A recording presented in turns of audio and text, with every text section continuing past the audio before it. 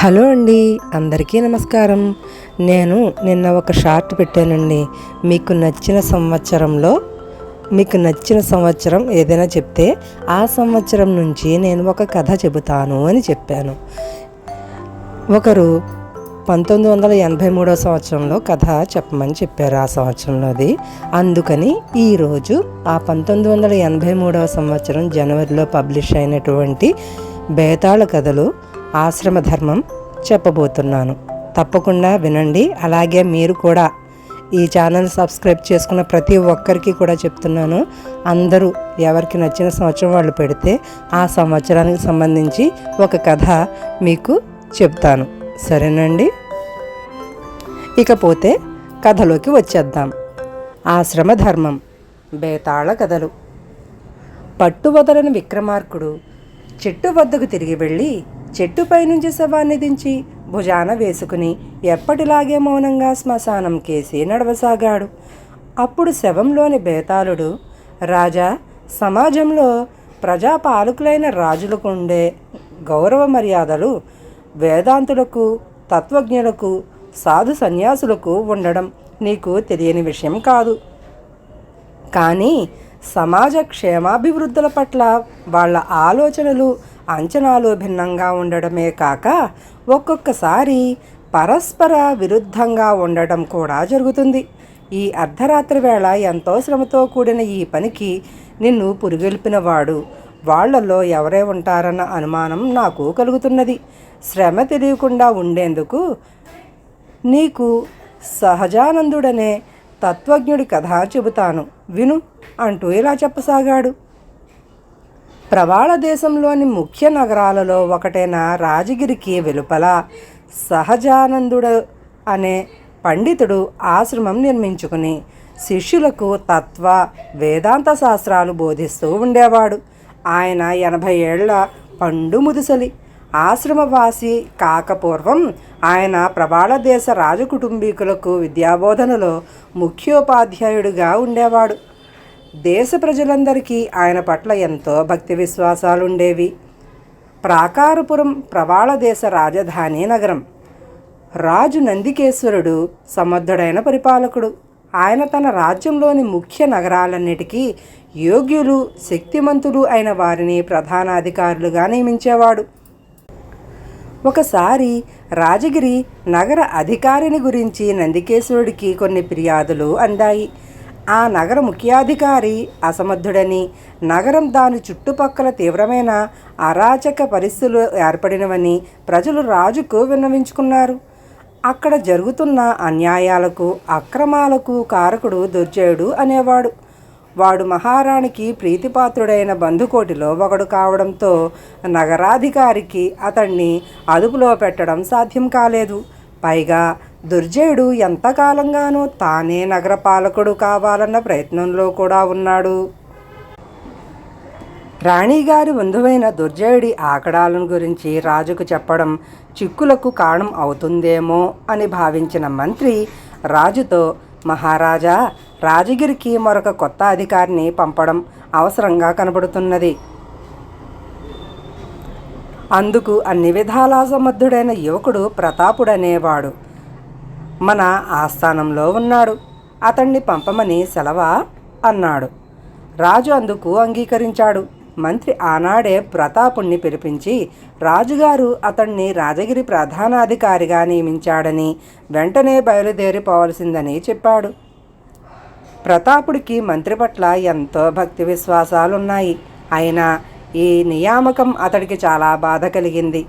తనలాంటి సమర్థుడైన వాణ్ణి రాజధాని నుంచి తప్పించి దూరంగా పంపేందుకు మంత్రి అసూయ కొద్దీ ఇలా చేశాడని అపోహపడ్డాడు.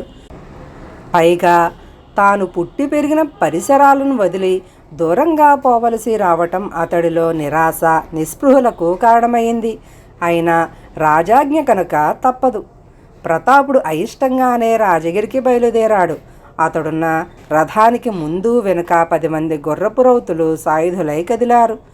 ఒకనాటి ఉదయం వేళ రథం రాజగిరిని సమీపిస్తుండగా ప్రతాపుడికి చెట్ల కింద తన ప్రధాన శిష్యుడైన చిన్మయుడితో ఏదో చర్చిస్తున్న సహజానందుడు కనిపించాడు. బ్రహ్మ తేజస్సు ఉట్టిపడుతున్న ఆయన రూపం, ప్రశాంతమైన ఆశ్రమ వాతావరణాన్ని చూస్తుంటే ప్రతాపుడిలో వైరాగ్యం మొలకెత్తింది. ప్రతాపుడు రథం దిగి ఆశ్రమంలో ప్రవేశించాడు. దూరాన్నుంచి ఇది చూసిన సహజానందుడు శిష్యుడితో అతన్ని సమీపించాడు. ప్రతాపుడు సహజానందుడికి మోకరిల్లి, నా పేరు ప్రతాపుడు, మన రాజధాని ప్రాకారపురం నుంచి వస్తున్నాను. మహారాజు నన్ను రాజగిరి పట్టణానికి పాలకుడిగా నియమించారు.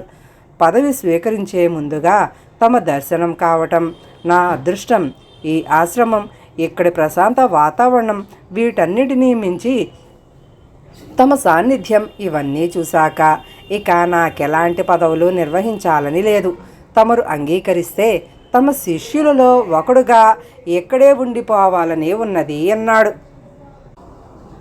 సహజానందుడు ఒక క్షణం ప్రతాపుడికేసి పరీక్షగా చూసి తరువాత కోపంగా, నేను సర్వసంగ పరిత్యాగినైన సన్యాసిని కాను.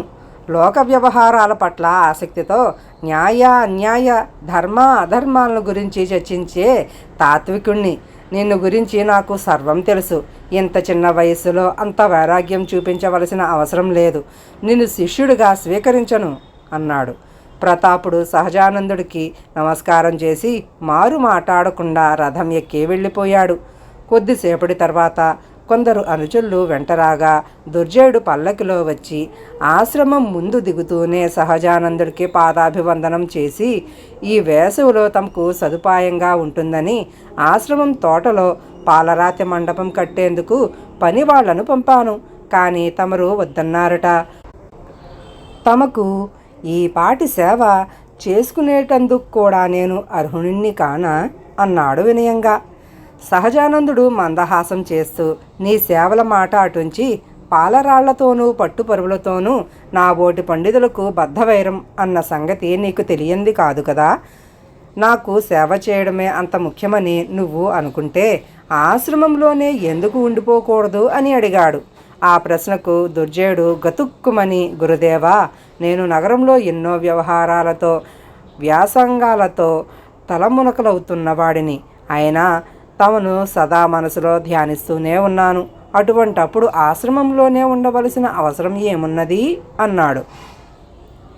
ఈ జవాబుకు సహజానందుడు కోపంగా, దుర్జయ, నేను కోరి నిన్ను ఆశ్రమంలో మా మధ్య ఉండమని ఎన్నోసార్లు ఆహ్వానించాను. అయినా ఎందుకునో నువ్వు సందేహిస్తున్నావు. దీన్ని బట్టి నీకు నా పట్ల త్రికరణ శుద్ధిగా గురుభావం లేదని తేలిపోతున్నది.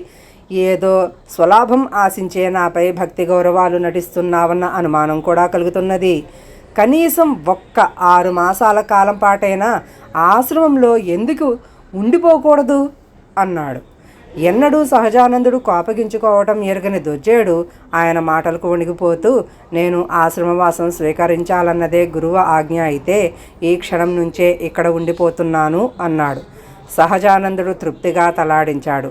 కానీ ఆయన ప్రధాన శిష్యుడు చిన్మయుడికి మాత్రం తన గురువు గారికేమన్నా మతి చాంచల్యం కలిగిందా అన్న అనుమానం వచ్చి ఆయనకేసి తేరిపారా చూశాడు. బేతాళుడు ఈ కథ చెప్పి, రాజా, సహజానందుణ్ణి గురించి చిన్మయుడికి కలిగిన అనుమానం లాంటిదే నాకు కలుగుతున్నది. ఆశ్రమవాసం తనకు తానే కోరిన ప్రతాపుణ్ణి అనర్హుడి కింద జమగట్టి కోపగించుకుని ఆయన్ను పంపివేయటం ఆశ్చర్యంగా లేదా? అదే సమయంలో రాజగిరి నగరంలో పరమ దుష్టుడని పేరు మోసిన దుర్జయుణ్ణి ఆశ్రమంలో తనకు శిష్యుడిగా ఉండమని ఆహ్వానించడం వింతగా లేదా? సహజానందుడి ఈ వింత ప్రవర్తనకు కారణం ఏమిటి? ఈ సందేహానికి సమాధానం తెలిసి కూడా చెప్పకపోయావో నీ తల పగిలిపోతుంది అన్నాడు. దానికి విక్రమార్కుడు, సహజానందుడి ప్రవర్తన గురించి ఆశ్చర్యపడవలసిందేమీ లేదు. ఆయన పండితుడుగా, తత్వజ్ఞుడిగా సమాజం పట్ల తన బాధ్యత ఎరిగినవాడు. రాజు నందికేశుడు అరాచక స్థితిలో ఉన్న రాజగిరికి పాలకుడుగా ప్రతాపుణ్ణి నియమించాడని వినగానే ఆ యువకుడు కడు సమర్థుడని సహజానందుడు గుర్తించాడు. అలాంటి వాళ్ళ స్థానం ఆశ్రమాల్లో కాదు, ప్రజల మధ్య. ఇక దుర్జయుడి సంగతి అంటావా? నగరంలోని అరాచక స్థితికంతటకు అతడే కారకుడు. తాను మహారాణి బంధువునన్న గర్వంతో ఉన్నవాడు.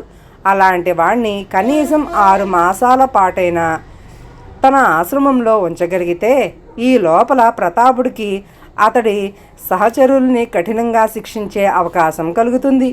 ఆ తరువాత దుర్జయుడు ఆశ్రమం వదిలిన సహచరులు లేని ఒంటరివాడవుతాడు.